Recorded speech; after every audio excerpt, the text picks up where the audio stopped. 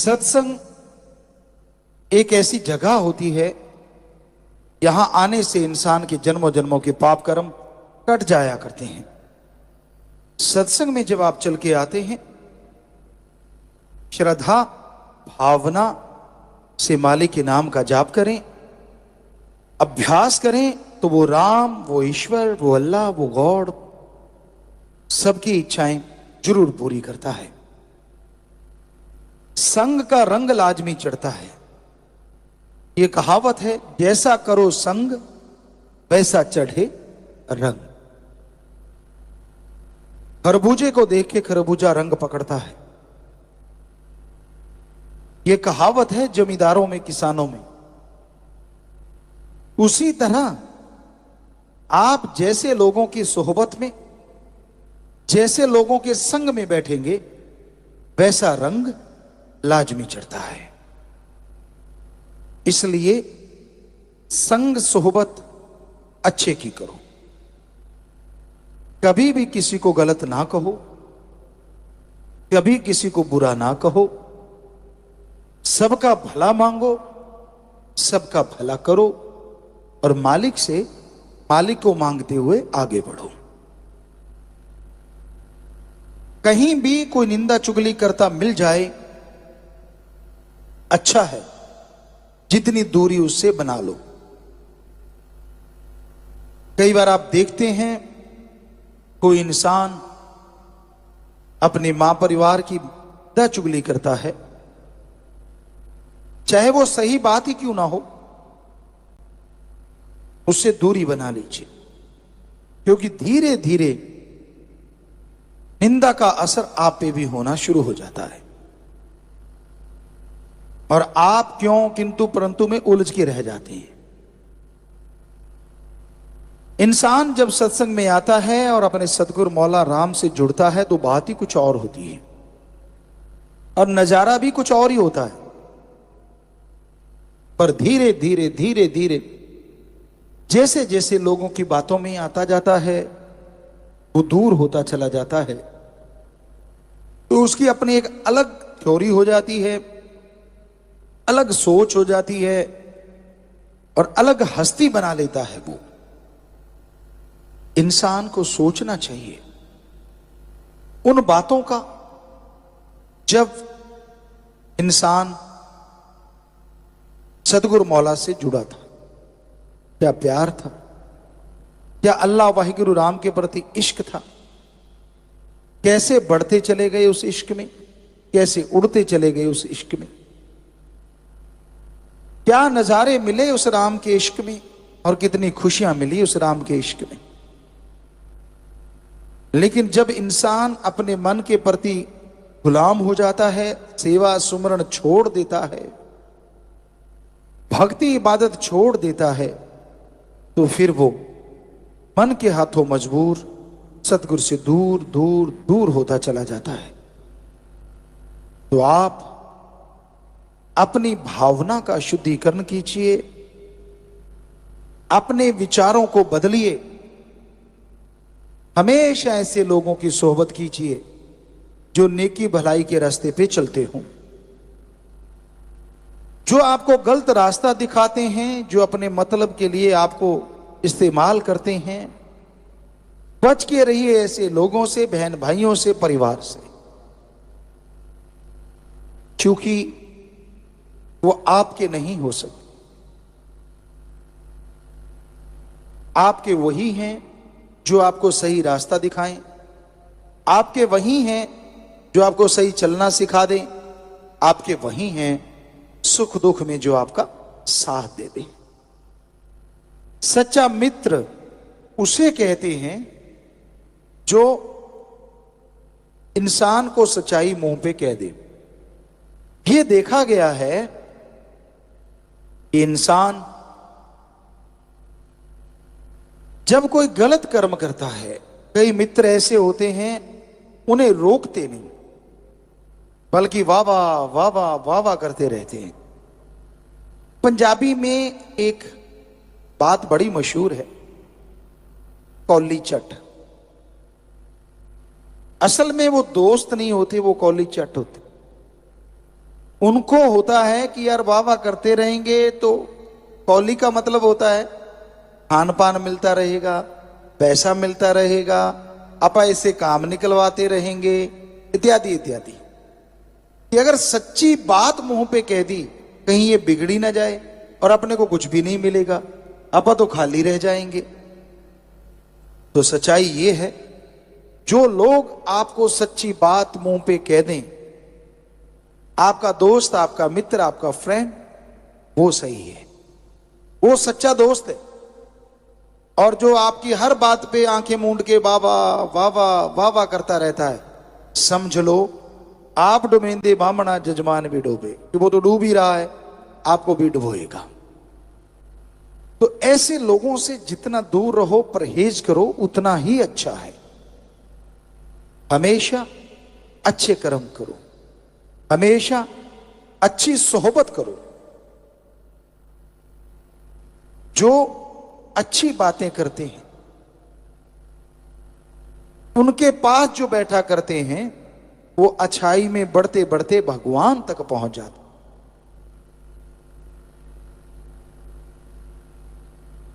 तो संत पीर फकीर हमेशा सत्संग का कहते हैं, सत्संग, सच का संग, सच की सोहबत।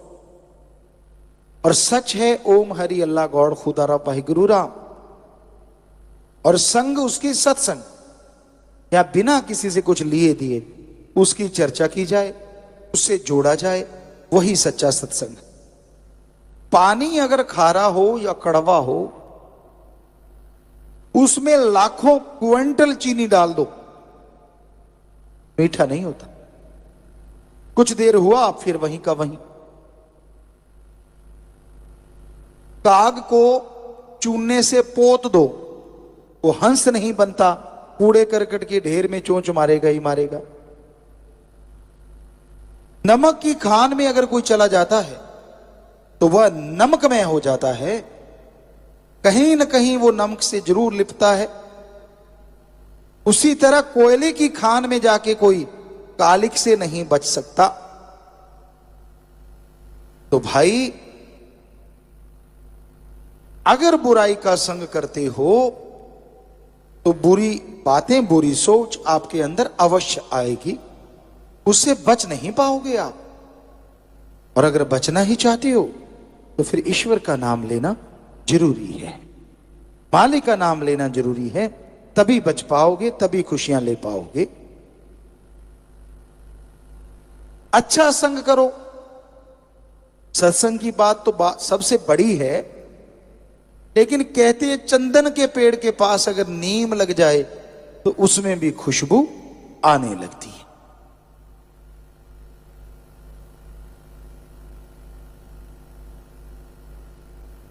गंदे नाले, बदबूदार शराब गंगा जी में आके जब कोई गिरा देता है, उसके बाद वो बदबूदार शराब या गंदा नाला नहीं कहलाती, वो गंगा जल कहलाती है।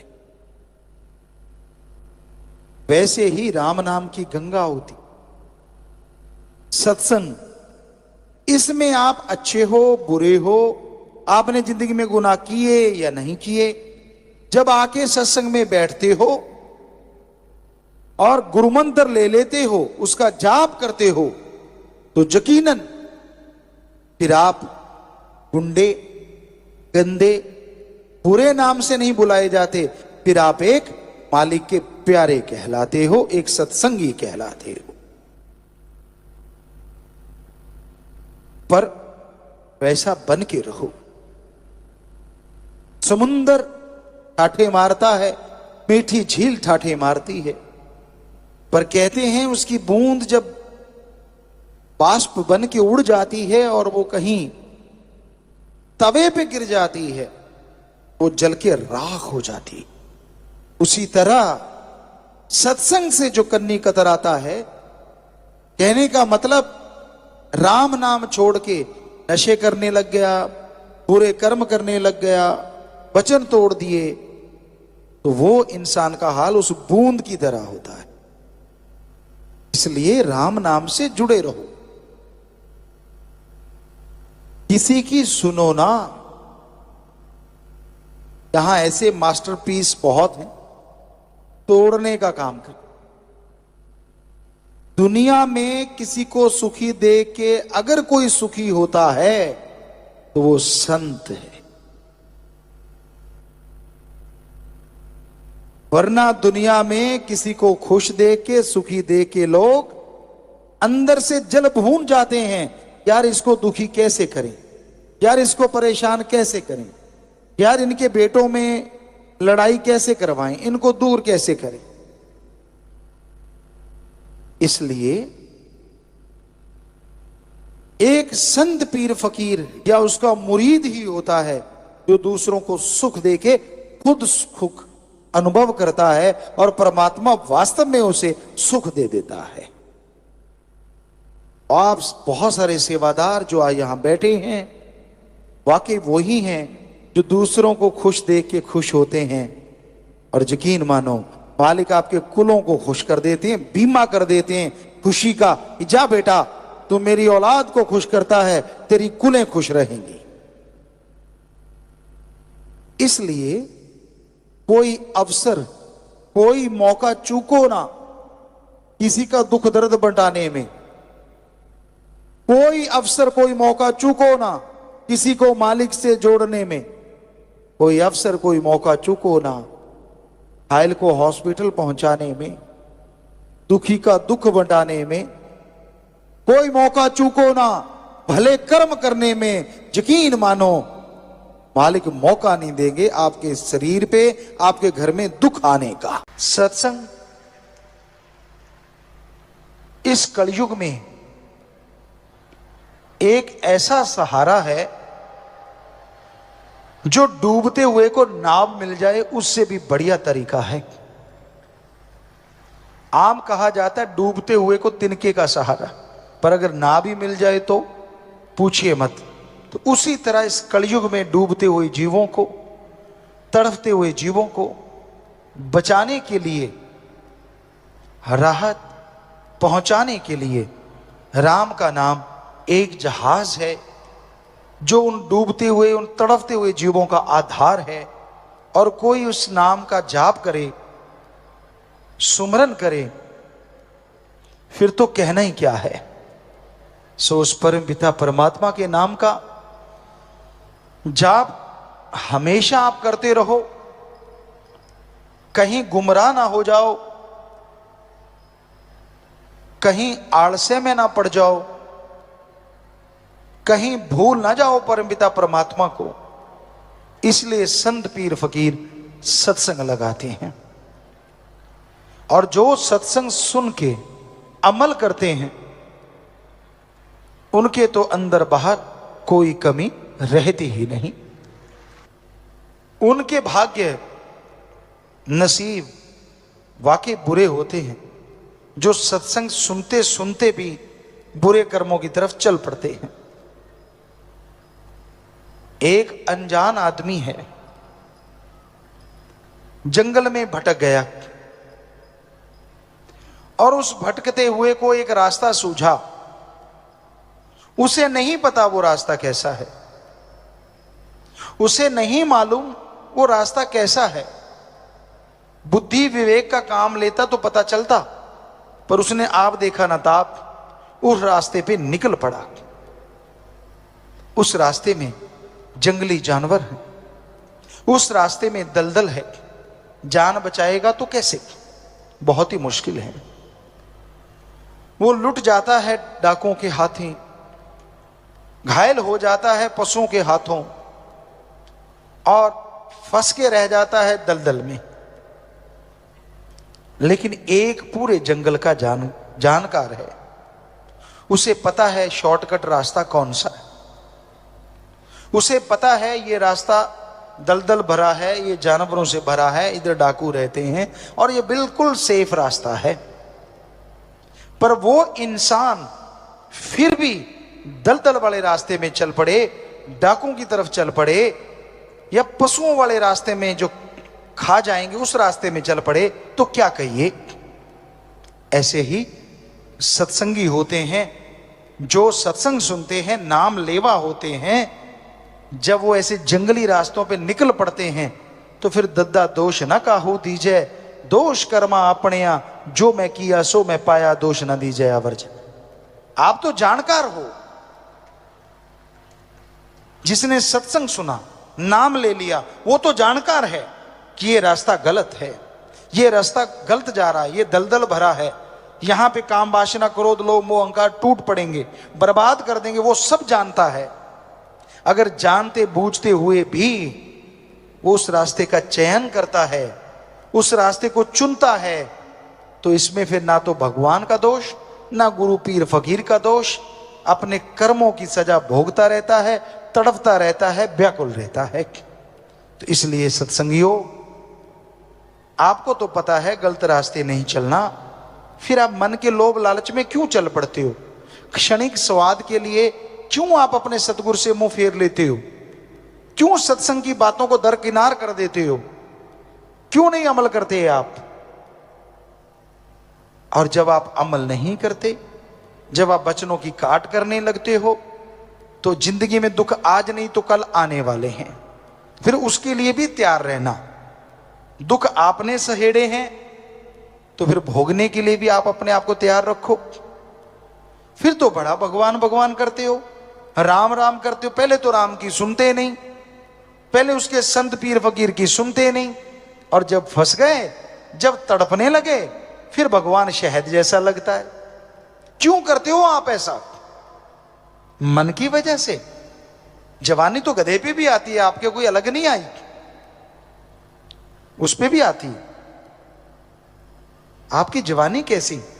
वो जवानी जो सतगुरु के लेखे लगे, अरे वो जवानी जो समाज के भले कामों के लेखे लगे, अरे वो जवानी जो भक्ति इबादत में पल पल गुजारे, उस जवानी के बराबर दुनिया में तीनों लोकों में कोई नहीं होता। उसकी भक्ति अव्वल दर्जे की मंजूर होती है। या कोई बचपन में लग जाए और आखिर तक निभा दे, उसकी अव्वल दर्जे की होती है। पर यहां तो जब दोहरा मापदंड अपना लेते हैं लोग, अपने सतगुरु को, अपने राम को मूर्ख बनाना उनकी आदत बन जाती है। ये दिखाना कि मैं भक्त भी हूं, और काम वो करना जो संत पीर फकीर रोकते हैं। तो फिर दुखों के पहाड़ को बुलाने से कोई रोक नहीं सकेगा। फिर तड़पोगे, फिर रोओगे, तब आप होगे और आपके दुख होंगे। कैसे कोई बचाएगा? गुरु को मानते हो पर गुरु की नहीं मानते, ये खतरनाक है, ये डेंजर है। जब आपको समझी आ गई कि रास्ते दलदल से भरे हैं, जब आपको समझी आ गई कि जंगली जानवर आप पे अटैक करने को तैयार बैठे हैं, तो राम नाम का शॉर्टकट क्यों नहीं अपनाते? क्यों काम वासना क्रोध लोभ मोह अहंकार मन माया को, उन जंगली जानवरों को अपने पे टूटने का मौका देते हो? क्यों? जोश जवानी का। परम पिताजी ने एक भजन बनाया है, और वो ध्यान दें, जवान नौजवान जो बिगड़ जाते हैं, जो मानते नहीं, सतगुरु की भी रखते हैं, लात दूसरी तरफ भी रखते हैं, गलत कर्म भी करते हैं। गधा 25 उम्र जोर जवानी का, कि जब 25 साल तक की उम्र जो है ना, दुलत्ते झाड़ने वाली है। किसी को रोक दो आप, माँ बाप भी रोक दें तो उनका दुश्मन बन जाता है। मुझे रोका तो कैसे रोका, मैं मर्जी का मालिक, मैं करूं सो करूं। यानी गधे की तरह दुलत्तियां झाड़ता है। संत पीर फकीर समझाएं, अगर उसकी मन की बात कहते रहे, हाँ जी हाँ जी हाँ जी हाँ जी हाँ जी हाँ जी, फिर तो बड़ा खुश। और आज हम जो थोड़ी करारी बातें सुना रहे हैं तो थोड़ा रूठेगा भी, हमें कहते रहते पिताजी तो, और तेरे बाप को कहें भाई, और गड़बड़ तू कर रहा है तो तेरे को ही कहेंगे ना, तेरा बाप करेगा तो उसको भी कहेंगे। तो हमें तो आपके चौकीदार जो हुए, आपकी निगाह जो रख रहे हैं कि मत करो बुरे कर्म, और हमें दिख भी रहा है कि करोगे तो फिर भरोगे, फिर चिल्लाओगे, फिर रोओगे कि मेरे साथ ऐसा क्यों हो रहा है। आजकल क्या बच्चा, क्या बूढ़ा, क्या जवान, सब काम वासना क्रोध लोभ मोह अहंकार मन माया की गिरफ्त में है। बचा हुआ वही है जिसने सच्चा इश्क उस वाहिगुरु से, सतगुरु मौला से किया हुआ है, वो चाहे बच्चा है, जवान है, बूढ़ा है, वो ही बचा है। वरना इस कलयुग में मस्ताना जी महाराज के वचन कि यार सतगुरु का आशिक तो कोई कोई है, सब माया के यार हैं। तो हम ये कहते हैं उस सतगुरु की कृपा से ही कि आज बहुत से सतगुरु के भी यार हैं, बहुत बच गए उनके रहमो करम से, उन्हीं की कृपा से। खाने को घी, दूध, मेवे, मिठाइयां, खनिज, लवण, विटामिन्स मिले तो कोई गंदगी के ढेर पे चोंच क्यों मारेगा बताइए? नहीं मारता ना। अब दूध पड़ा है, मेवे है, पनीर है, मिठाइयां हैं, हर तरह की सब्जियां हैं, जो आपको पसंद वो सारा सजा हुआ है, लड्डू, जलेबियां, जो भी आपको अच्छी लगती हैं, उसको छोड़ के क्या आप कूड़ा करकट खाओगे? सवाल ही पैदा नहीं होता जी। आप तो उनमें से भी चुन के वो खाओगे जो सबसे स्वाद आपको लगता है। पर हम देख रहे हैं कुछ कुछ बच्चे ऐसा भी करते हैं कि सारा कुछ छोड़ छड़ा के गंदगी के ढेर में चोंच मारते ही मारते हैं, मानते नहीं वो। उनके घेर अड़ा हुआ है मन का। जवानी उनको लगता है हमारे पे आई है और किसी पे तो आई ही नहीं, पहले वाले तो ऐसे बूढ़े हो गए, सीधे ही बूढ़े जन्मे थे बूढ़े ही हो गए। अरे उम्र का तजुर्बा होता है, गुरु से सीखो तो बचपन में भी बुढ़ापे जितनी शिक्षा सीख लेता है आदमी, वरना उम्र के साथ साथ शिक्षा आती है जैसे जैसे उम्र बीतती है। इसलिए नादानियां छोड़ दो, बुरे कर्म छोड़ दो, इनमें कुछ नहीं रखा, और गुरु पीर फकीर के वचनों से नाता जोड़ लो। क्योंकि अगर उस सतगुरु मौला से नाता जोड़ के रखोगे तो ही खुशियां हैं, वरना भाई फिर चारपाई तो कहीं गई ही नहीं। हमारा काम समझाना है। आपको बुरा लगे तो भी कोई बात नहीं, आपको अच्छा लगे तो भी कोई बात नहीं। क्योंकि एक टीचर जो है वो तनख्वाह लेता है, वो पढ़ाता है। कई नहीं भी पढ़ाते, गपशप मार के भी आ जाते हैं, लेकिन अगर टीचर पढ़ाता है तो उसका काम तो हो गया। बच्चे फॉलो कितना करते हैं वो एक अलग बात है। कई टीचर ऐसे होते हैं जो बच्चों से फॉलो करवाते हैं, उनको दर्द लेते हैं, पूरा पेन लेते हैं उनका। पढ़ाया, फिर फॉलो करवाया, फिर फॉलो करवाया, फिर अपने तरीके से वो उनकी जांच करते रहते हैं कि कहीं भूल तो नहीं गए। तो वो टीचर सबसे सर्वश्रेष्ठ होते हैं और उनके बच्चे मेरिट लेके उनका नाम रोशन करते हैं। पर वो टीचर कब तक पढ़ाएंगे? जब तक आप 15-20 साल के नहीं होते, 25 साल के नहीं होते। डिग्री की डिप्लोमे ले लिया फिर तो आप पढ़ाने वाले हो गए। पर इस कलयुग में एक टीचर ऐसा भी होता है जो पढ़ाता ही रहता है, और वो होता है सच्चा गुरु। उसके लिए शिष्य बड़ा ही नहीं होता, छोटा ही छोटा, छोटा ही छोटा, छोटा ही छोटा रहता है। हर पल उसकी निगाह रखता है वो, हर पल उसका ध्यान रखता है वो, कदम कदम पे समझाता है उसे, वो समझाता चला जाता है। ना बेटा इसकी ना सुन, ना बेटा उसकी ना सुन, तू अपने जमीर की सुन, तू अपने सतगुरु की सुन। सतगुरु और जमीर की सुनेगा तो तेरी तकदीर बनेगी, दुनिया की सुनेगा तो बनी हुई तकदीर का बेड़ा गर्क हो जाएगा।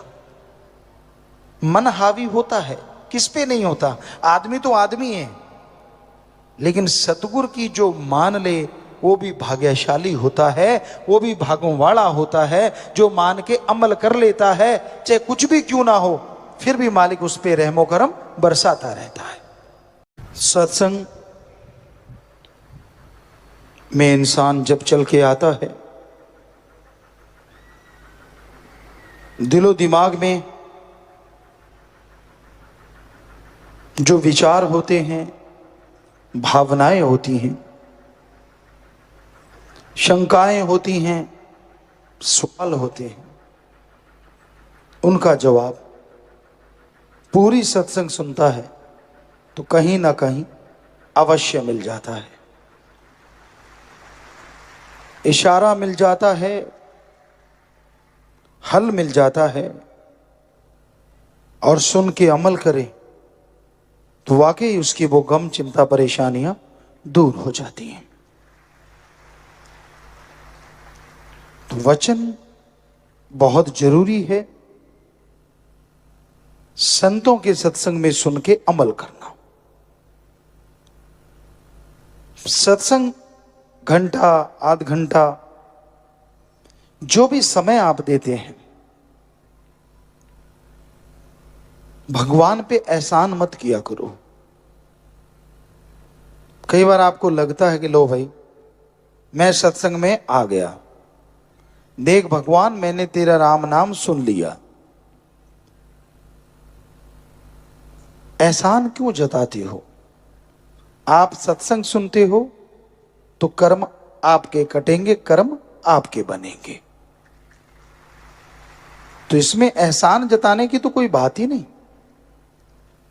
बल्कि होना यह चाहिए कि हे मालिक मैं तेरा शुक्राना करता हूं कि तूने कृपा की, तभी मैं सत्संग में चल के आ गया।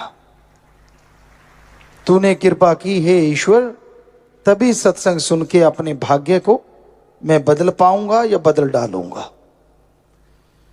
तो उस मालिक का, वाहिगुरु का, राम का, ईश्वर का शुक्राना करना चाहिए, ना कि कोई एहसान जताना चाहिए।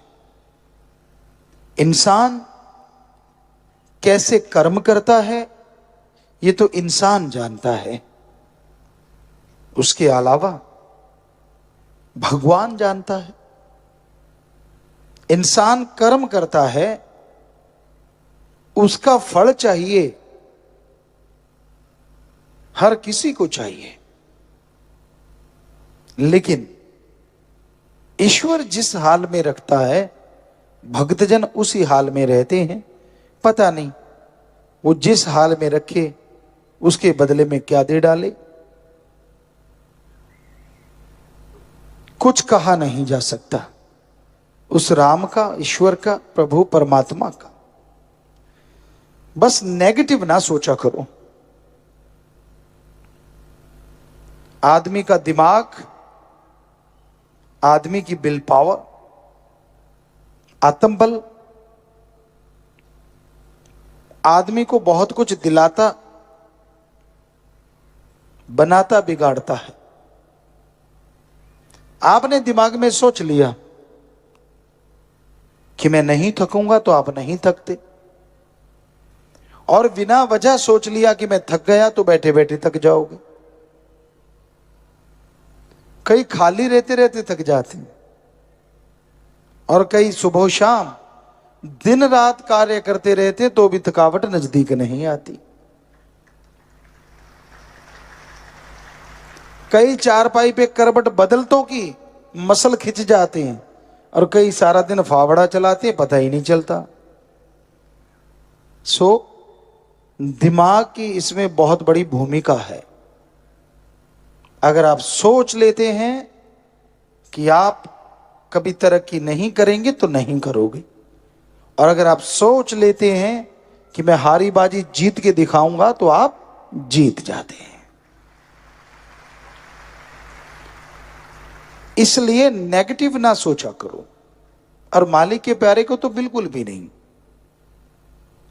दूसरे के पास सहारा नहीं होगा, आपके पास तो सहारा सतगुरु प्यारा होता है, राम, अल्लाह, वाहिगुरु होता है। कोई बात होती है तो आप कहते यार मेरा मालिक जाने, उसका काम जाने, कर्म कर डालो, अच्छे कर्म करते चलो, सतगुरु मौला जरूर फल बख्शेंगे। कितना बढ़िया तरीका है।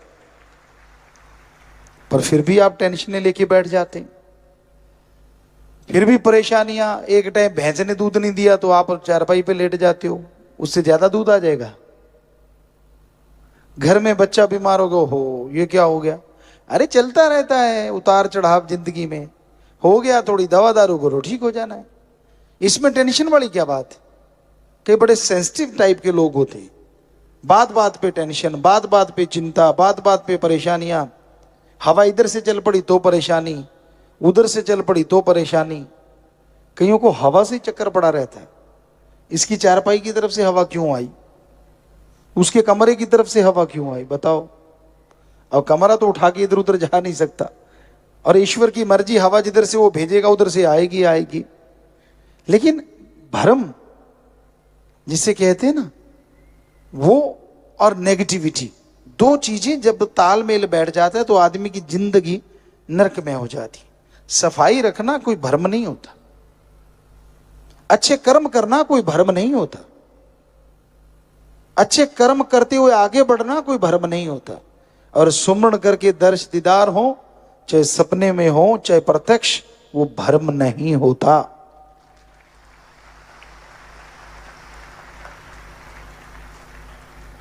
इसलिए टेंशन ना लिया करो, कोई कुछ कह दे नेगेटिविटी को पकड़ा ना करो। कई अच्छे भले बंदे को बीमार कर देते हैं, तू तो यार ऐसा दिखता है। हमने ज्यादातर गांवों में देखा है, माता बहनें, अब तो पता नहीं थोड़ा चेंज हो गया हो, पर लगता नहीं चेंज हुआ होगा। माता बहनें किसी बीमार का पता लेने जाएंगी और बंदे को देख के कहेंगे तू आगे से पीला हो गया। लाल हो चाहे तो भी पीला हो जाता है बेचारा। और आदमी जाएंगे चाहे अनपढ़ ही क्यों ना हो, हमने अपने कानों से सुना है, आंखों से देखा है, यार कल से तो तू ठीक लग रहा है, तेरी सेहत तो बहुत अच्छी लग रही है। चाहे पीली सेहत क्यों ना हुई पड़ी हो, फिर भी लाली आ जाती। तो माता बहनों, पता लेने का मतलब ये नहीं है कि किसी को मार दो। आप किसी का पता लेने जाते हो बीमार का, कभी भी गलत ना कहो, चाहे वो बिल्कुल आपको लगा कि कमजोर हो गया, फिर भी कहो कि नहीं कल से तो तू अच्छा लग रहा है।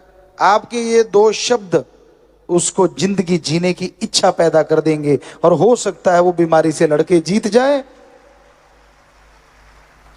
हर किसी को यही चाहिए, कभी नेगेटिव ना सोचो। पर कई होते ही नेगेटिव हैं, मैं तो उठा नहीं जाना, मैं नहीं खड़ा हो सकता, मैं खा नहीं सकता, मैं चल नहीं सकता, और सब कुछ कर रहे होते हैं फिर भी नहीं। तो ये नेगेटिविटी मत पालो, मेरे से ये नहीं होगा, मेरे से वो नहीं होगा, बल्कि लड़ो उन चीजों से जो लगता है कि आपकी जिंदगी में आपको पीछे ले जा रही हैं। लड़ो अपने मन से जो आपको गलत विचार देता है, लड़ो उन बुराइयों से जो आपके ऊपर हावी होना चाहती हैं, लड़िए उन गलत ख्यालों से जो आपको कहीं का नहीं छोड़ना चाहती, और जीत जाइए जिंदगी की बाजी। जाना है इस दुनिया से सबने,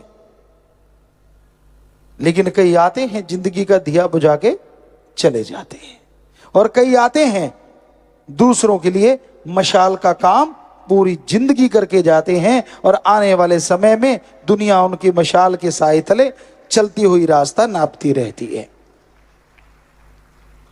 आप मानो ना मानो, आप चाहो ना चाहो, जन्म भी होता है और मरण भी होता है। ये तो होके रहना होता। आपकी इच्छा से कुछ होने वाला नहीं, आपके टालने से कुछ टलने वाला नहीं।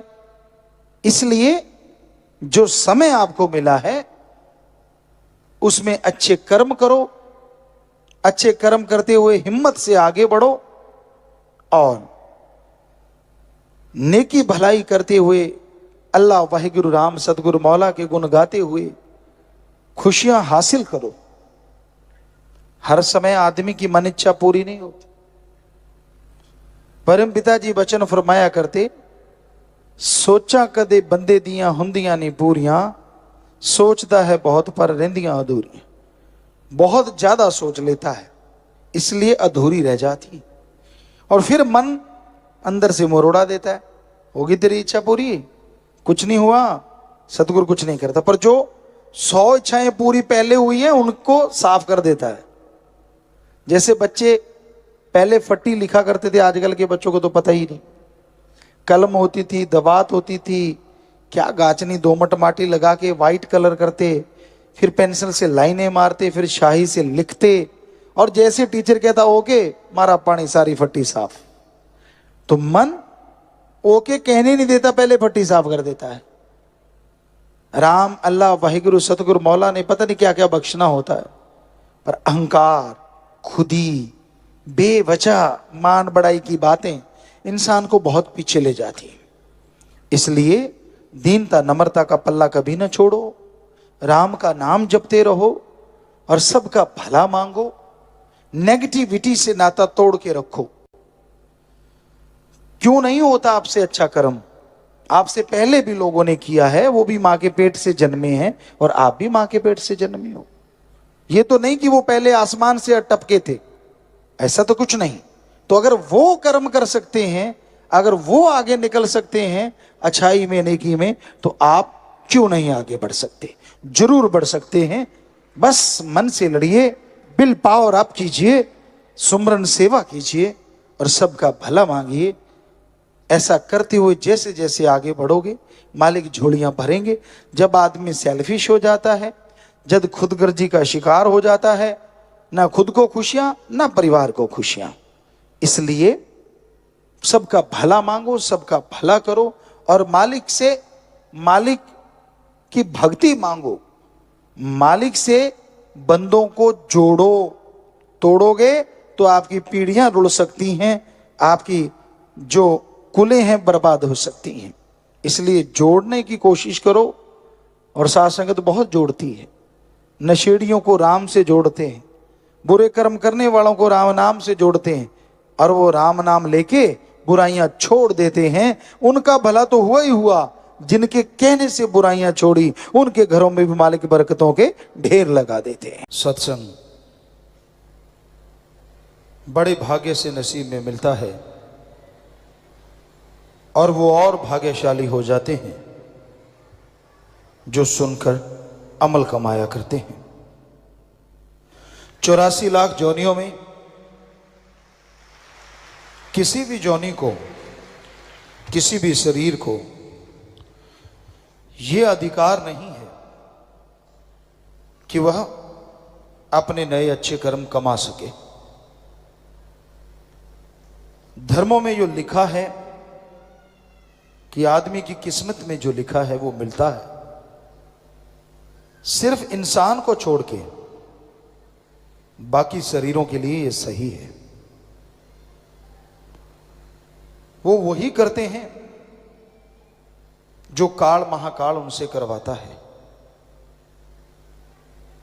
पर सबसे दुखद बात यह है, वो कर्म कर सकते हैं, कर्म उठा नहीं सकते। या दूसरे शब्दों में, काल ने खेल ही ऐसा रचा, महाकाल ने, कि बाकी शरीर जितने भी हैं वो कर्म करते रहते और वो भी बुरे, लेकिन उनके अंदर इतनी ताकत नहीं होती कि वो अपने बुरे कर्मों का फल उठा सके। और काल ने जानबूझ के ऐसा किया ताकि सारे कर्मों का बोझ जब मनुष्य शरीर मिले उस पे डाल दिया जाए। क्यों? क्योंकि मनुष्य शरीर ही एक ऐसा शरीर है जो उस अल्लाह, राम, ईश्वर वाहिगुरु गॉड को पा सकता है, आवागमन से मोक्ष मुक्ति हासिल कर सकता है। इसलिए काल ने 84 लाख शरीरों में बिल्कुल आखिर में आने वाला शरीर, मनुष्य शरीर, इस पे कर्मों का सारा बोझ डाला। अब जरा सोचिए, 84 लाख शरीरों का अगर एक एक कर्म भी बनाएं तो 84 लाख कर्म बनते हैं। लेकिन भगवान ने मनुष्य शरीर को इतना मजबूत बनाया, इतना मजबूत बनाया कि ये उन सब कर्मों का खात्मा ही नहीं कर सकता, बल्कि जीते जी परमानंद और मरणोपरांत परमानंद की प्राप्ति पूर्णतः कर सकता है। और भगवान ने यही बस नहीं की,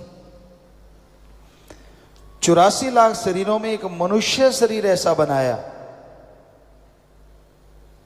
जो उसके भाग्य में लिखा है उसको भी बदल सकता है। सिर्फ मनुष्य शरीर, इसमें भक्ति की जाए, कर्म योगी और ज्ञान योगी बना जाए तो ये भयानक से भयानक कर्मों को बदल सकता है।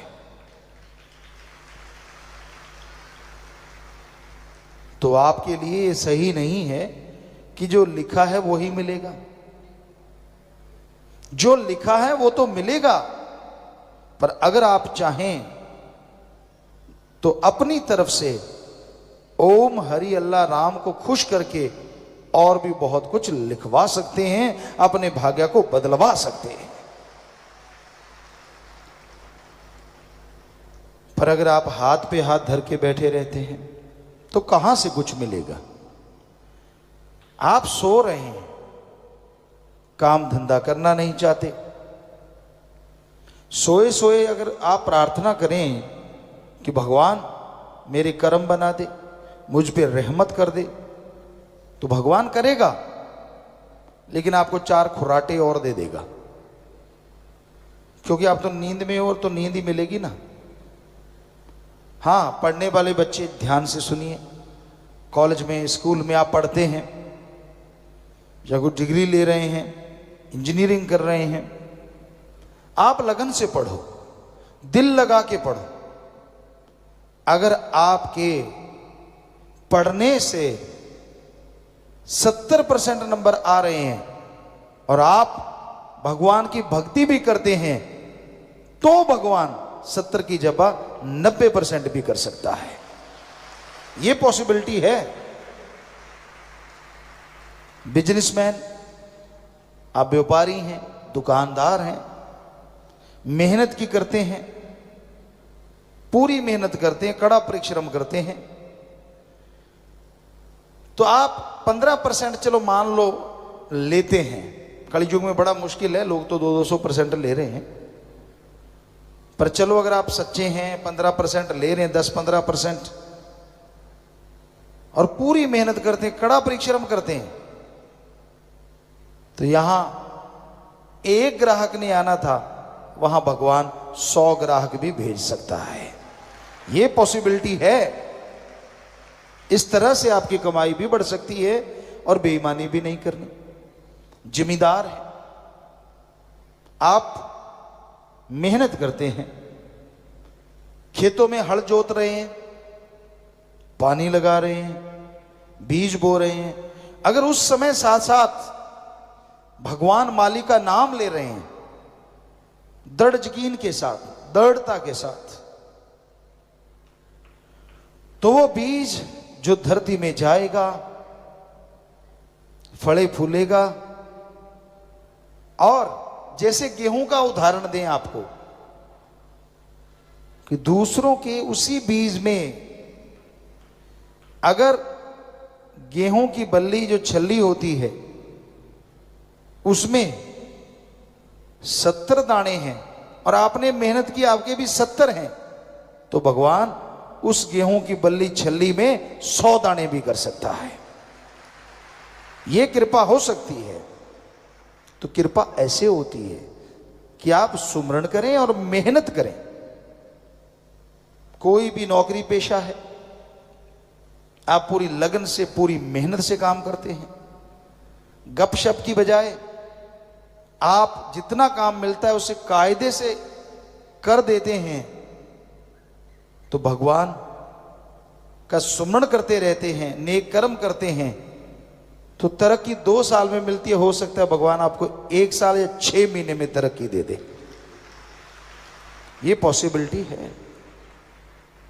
तो ऐसे काम करता है भगवान का नाम। जादू टोना या पाखंडवाद या ढोंग ढकोसले से ईश्वर किसी को कुछ देता नहीं।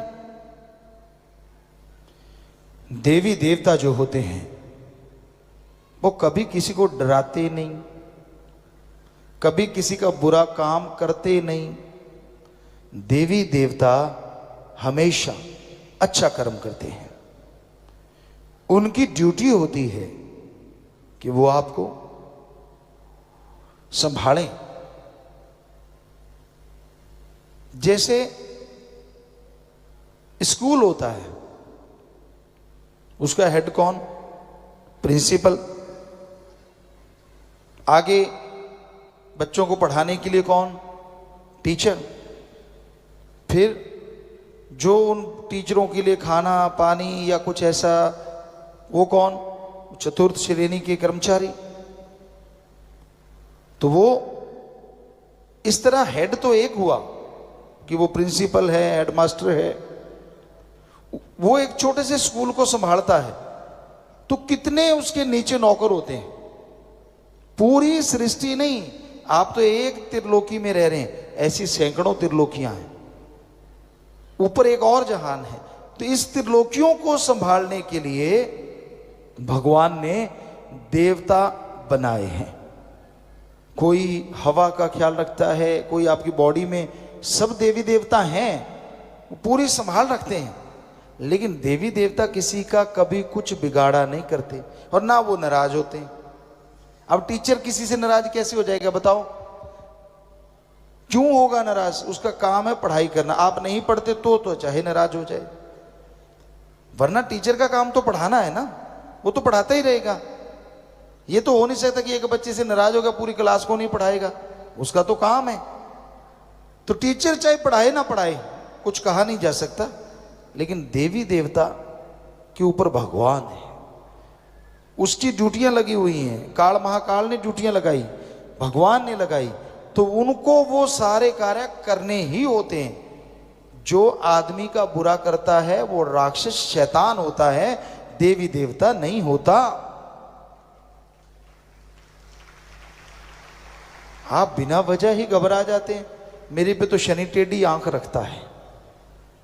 शनि को और कोई काम नहीं जो तेरे पे टेढ़ी आंख रखेगा, उसके अलग से काम है। नहीं, मेरे से बृहस्पति गुस्से है, क्यों तूने पकौड़े नहीं खिलाए उसको? क्या वो पकौड़े खाने आता है किसी के घर? तो ये सब बकवास है, सब झूठ है, ऐसा कभी कुछ नहीं होता। देवी देवता खुश थे और आप पे खुश रहेंगे, क्योंकि उनकी ड्यूटी है, वो ड्यूटी कर रहे हैं। अगर खुश करना है तो उस ओंकार को करो, ओम को करो, जो आपको जीते जी मुक्ति देगा गम दुख दर्द चिंता से और मरणोपरांत आवागमन से। उस ओम को, अल्लाह को, वाहिगुरु को, राम को, ईश्वर को खुश करो। उसके लिए जरूरी है आप भक्ति करें। अब जरा सोचिए, अगर वो ही खुश हो गया, हेडमास्टर ही आप पे खुश है, तो बाकी टीचर तो नेचुरली आपको बढ़िया पढ़ाएंगे। यार इसका हेडमास्टर से रिश्ता है। उसी तरह अगर भगवान से आपका प्यार हो गया तो बाकी देवी देवता तो और आपकी संभाल करेंगे। बिगाड़ते तो पहले भी कुछ नहीं, पर वो और आपके लिए सलाम करेंगे, नमस्कार करेंगे। तो इसलिए कभी भी इन भ्रमों में मत पड़ा करो। भगवान ने सारी सृष्टि को बनाया है और उसको चलाने के लिए ये ताना बाना पता नहीं कितने लगाए, कोई 33 करोड़, कोई 365 करोड़, पता नहीं कितने देवी देवताओं को संभालने के लिए लगाया पूरी सृष्टि को। तो इस चक्कर में मत पड़ा करो। कोई पाखंडी आपको बोल देता है भाई तेरे ग्रह चक्कर बुरे हैं, उसके खुद के बुरे हैं जो जगह जगह मांग रहा है। आपके क्यों बुरे हैं? आप चक अच्छा क्या है, जरा हाथ देखना। पढ़े लिखे बच्चे भी हाथ दिखा, देखना मेरा हाथ देखना। हाथ में अगर हल्दी लगी है तो दिख जाएगी, और क्या देखेगा वो?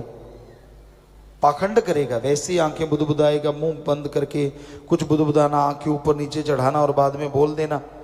ये तो कहेगा नहीं कि तू बहुत खुश है, ये भी नहीं कहेगा कि तेरे घर में बहुत बरकतें हैं। अगर ऐसा कहेगा तो उसे खाक मिलेगा, वो कहेगा तेरे तो गड़बड़ है। सवाल ही पैदा नहीं होता कि वो ना कहे। और उस गड़बड़ के बदले जाप करवाओ, ये करवाओ, वो करवाओ और इतने पैसे दे जाओ, आप बेफिक्री से घूमो, मैं आपकी जगह जाप करूंगा। और आप उल्लू बन जाते हैं बिना वजह। क्यों भाई? ये उल्लू से बात याद आई, कल हम आपको विदेशों की बात सुना रहे थे। अपने यहाँ क्या कहते हैं, जो मूर्ख होता है या उसको कहते हैं ना उल्लू बना दिया, और वहां उल्लू को बुद्धिमान मानते हैं। देखो नई बात, वहां जगह जगह उल्लू की फोटो लगी होती है, जगह उसको बड़ा बड़ा अच्छा मानते हैं, शकुन मानते हैं, बहुत बढ़िया मानते हैं। तो पता नहीं दुनिया में क्या क्या है। हमने कहा ये उल्लू, कहते गुरुजी उल्लू को बुद्धिमान मानते हैं। हमने कहा अच्छा होगा बुद्धिमान, पर हमारे तो इसको बिल्कुल ही मूर्ख और नालायक मानते हैं। तो ये चीजें हैं दुनिया में, तरह तरह की बात पे बात आ गई थी। सो आप किसी से बेवकूफ मत बनो। तिथ बार ना जोगी जाने, रुत मा ना कोई, जा करता सृष्टि को साजे, आप पहचाने सोई। ध्यान से सुनिए, भगवान ने कोई तारीख का नाम नहीं रखा। भगवान ने किसी दिन का नाम नहीं रखा। हमने वेद पढ़े, पवित्र वेद, गीता, रामायण, महाभारत, सभी पवित्र ग्रंथ, पवित्र गुरबाणी सिख धर्म की, पवित्र बाइबल, पवित्र कुरान शरीफ, कुरान मजीद, पवित्र धर्मों के सब ग्रंथ पढ़े, सूफी संतों की वाणी, कबीर जी, शेख फरीद, नामदेव, धन्ना भक्त। कहीं नहीं लिखा कि भगवान ने दिनों का नाम रखा है या तारीख का नाम रखा है।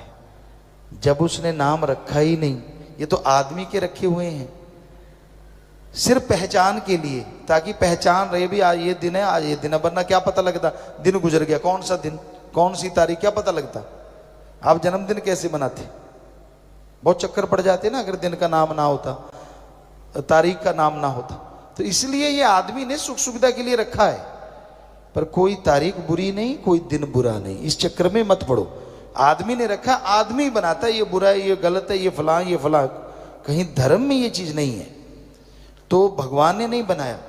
इसलिए आज कर्म अच्छे करोगे तो अच्छे बन जाओगे, और आज बुरे करोगे तो आने वाले टाइम में आपको बुरा भोगना ही पड़ेगा। इसलिए कर्म योगी बन के अच्छे कर्म कीजिए, भले कर्म कीजिए, ताकि आप अच्छाई पे, नेकी पे आगे बढ़ते जाएं और मालिक की कृपा पात्र बनते जाएं।